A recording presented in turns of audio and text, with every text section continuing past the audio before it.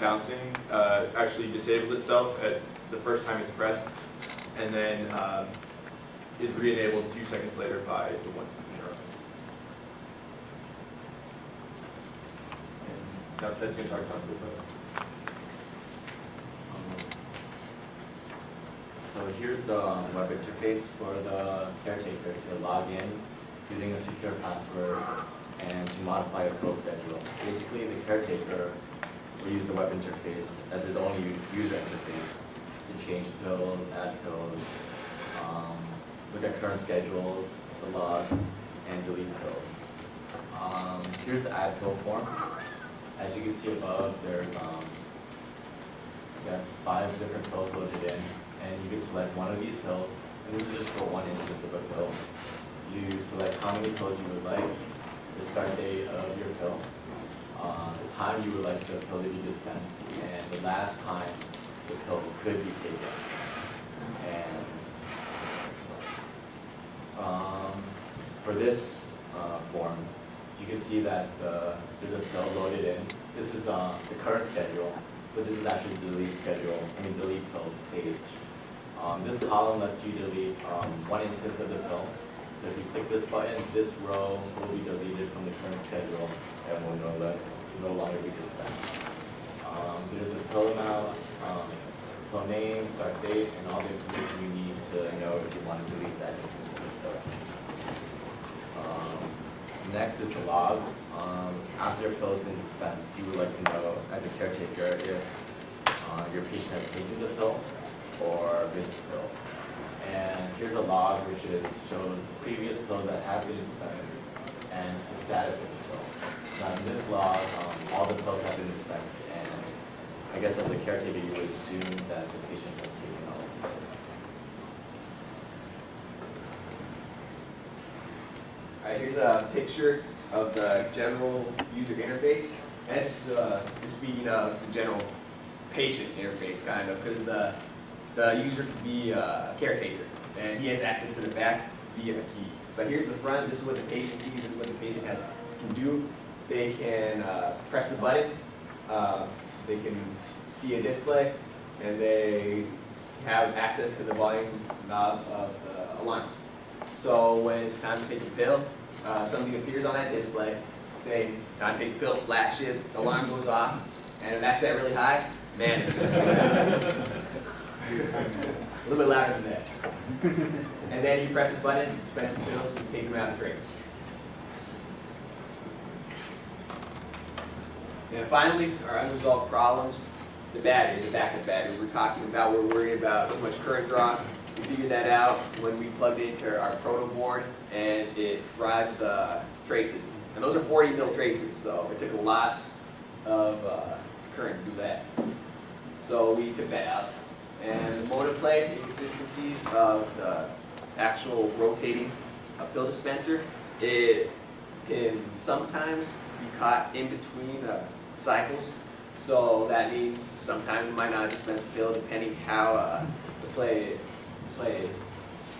And the other thing is the operation verification. Like if a pill's dispensed, there's honestly we didn't do anything to implement double checking to make sure it's dispensed, double checking to make sure the person took the pill. And redundancy, if one system goes out, there's no backup, and I guess for the pill dispenser it's pretty important that you take your pills, but we don't have backup for that. Questions?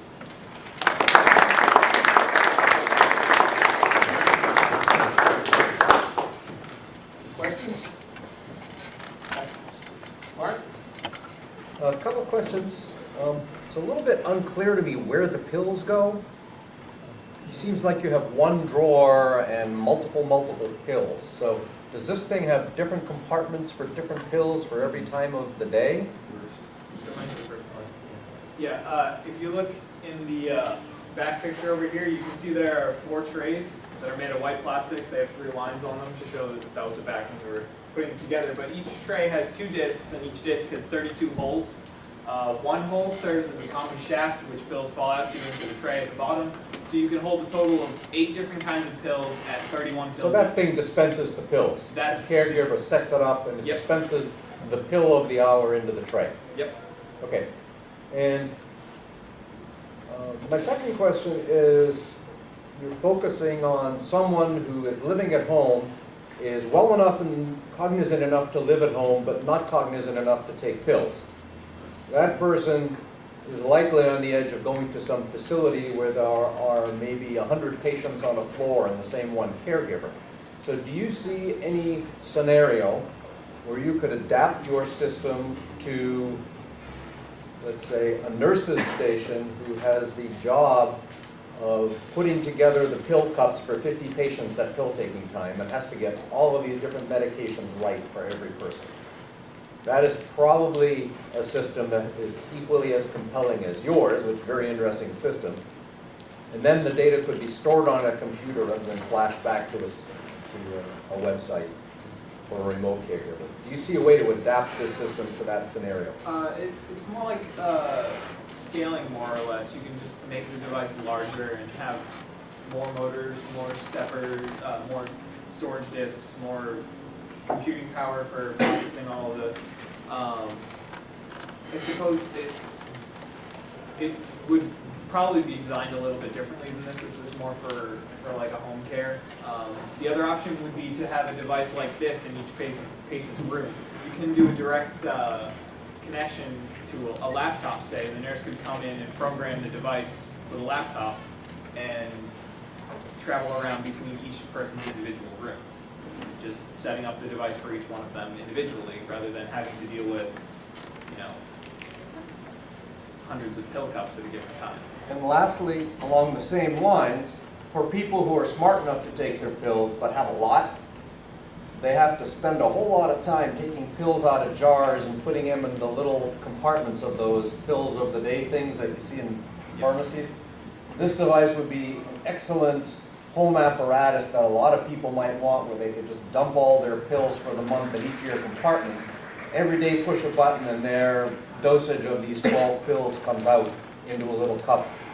So that would also be a very good use of this device. Yeah, I mean, we're assuming a separation between patient and caregiver. They could I'm be talking about someone who doesn't have a caregiver. Yeah, I'm saying they could be the same person. Yeah. You just give the person that buys the device the key, and they can set up their account on the web interface as well. It's simple. Well, that person probably wouldn't want an account. That person would probably just want to press a button on the computer. Well, and not I mean, verify to him or herself that he or she took the pill. Security is mainly for people that happen to stumble upon this IP address and want to see if they can get in and change things maliciously. It's more to prevent that than anything else. Most pills have some local identification on either a number, I guess a number or something like that, to identify what the pill really is. And I was thinking, if you loaded the wrong bin with the wrong thing, you might go for a month taking the wrong stuff. So I'm thinking we should build in an identifier to make sure what's in the bins, as Mark suggests. Actually, the web interface does have a place that the caretaker can program in the pill name, and then the pill name is displayed on the display right after it's dispensed. So I mean, they could at least make sure that matches up. Like if like it says Tylenol there and they got a NyQuil. There are a few other pill dispensers out there that I'm sure that you're aware of. What makes yours different or more convenient? What are the major differences? The other ones that are out there are mostly autonomous devices, meaning that it's programmed on the device, or it's not. Some of them aren't even programmed at all. They're just press a button and it operates.